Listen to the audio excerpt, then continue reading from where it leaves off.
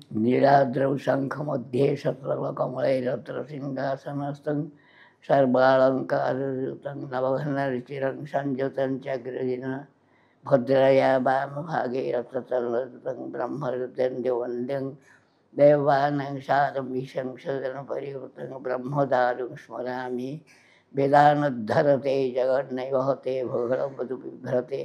दैत्यं धारयते बलिं क्षलयते क्षेत्रिक्षयं कुर्वते पौलस्त्यं जयते हलं कलयते कारुण्यमातन्यते मैच्छन्मूर्छयते दशाकृतिकृते कृष्णाय तुभ्यं नमः। शान्ताकारं भुजगशयनं पद्मनाभं सुरेशं विश्वाधारं गगनसदृशं मेघवर्णं शुभाङ्गं लक्ष्मीकान्तं कमलनयनं योगभिर्ध्यानगम्यं वन्दे विष्णुं भवभयहरं सर्वलोकैकनाथं खरवं स्थूलतरं गजेन्द्रपदरं लम्बोदरं सुन्दरं प्रसन्नं मधुकन्दलुब्धमधुमं व्यालुडगण्डस्थलं दन्ताघातविदारितारिधीरेशीन्द्रियसुवाननं वन्दे शैलसुतं गणपति सिद्धिप्रदं कामदम् एतं तथा कृपयाभीष्टमश्रुपूर्णाकुलेक्षणं विषीदन्तमिदं वाक्यमुवाच मधुसूदन तं तथा तापरे ताहाकु कृपया आविष्ट कृपा करी अश्रुपूर्ण आकुल ईक्षण लोतक भरा नयनरे उद्विग्न विषीदन्तं विषादग्रस्त वाक्यं इदं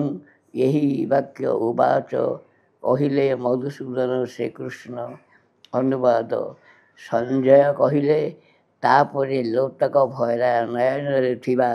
विषादग्रस्त अर्जुन को मधुसूदन कृपा करी यही वचन कहिले कुआड़े केते किए शब्द नहीं तिष्ठन भाति पितु पूर्ण भूमि यथा सिंहासने किं तथा तथा तद ये सब बड़े हठात एपटे सेपटे विद्या विनय संपन्न ब्राह्मण गभि हस्तिनी निशैव सोपाके च पंडिता समदर्शन भगवान को आश्रय ग्रहण कर पापजनी स्त्री वैश्य शूद्र मानकर परमगति प्राप्तिर कथन भगवान द्वारा पवित्र ब्राह्मण क्षत्रिय भक्तों विशेषत्व वर्णन एवं अर्जुन को परमगति प्राप्तिर कथन भगवान द्वारा पवित्र ब्राह्मण क्षत्रिय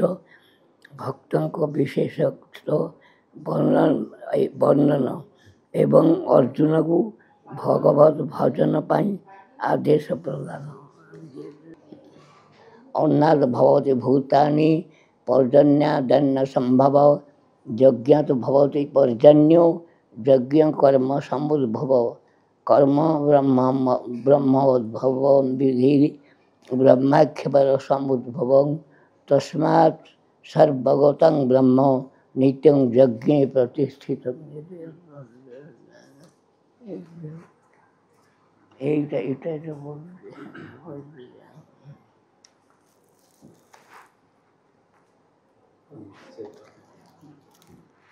भक्ति रसामृत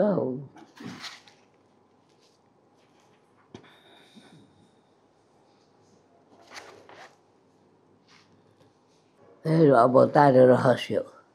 जदा जदा हि धर्मस्य ग्लानिर्भवति भारत अधर्मस्य अभ्युत्थान अधर्मस्य तदात्मानं सदाम्यहं परित्राणाय साधूनां विनाशाय कृतं धर्म संस्थापनार्थाय संभवामि युगे युगे जब जब होई धर्म कोई हानि बाढ़ हुई असुर अधम अभिमानी तब तब प्रभु धरी विविध शरीर हरहि कृपा निधि सहज वीर देखिए जे काले धर्म क्षय हुए अधर्म हुए उदय से काले प्रभु भगवान आत्मा को करती सृजन पृथ्वी भाराक्रांत होई धारणे समस्त नुहोई भारा हरण अर्थे हरि जगते नाना रूप धरी एमती सब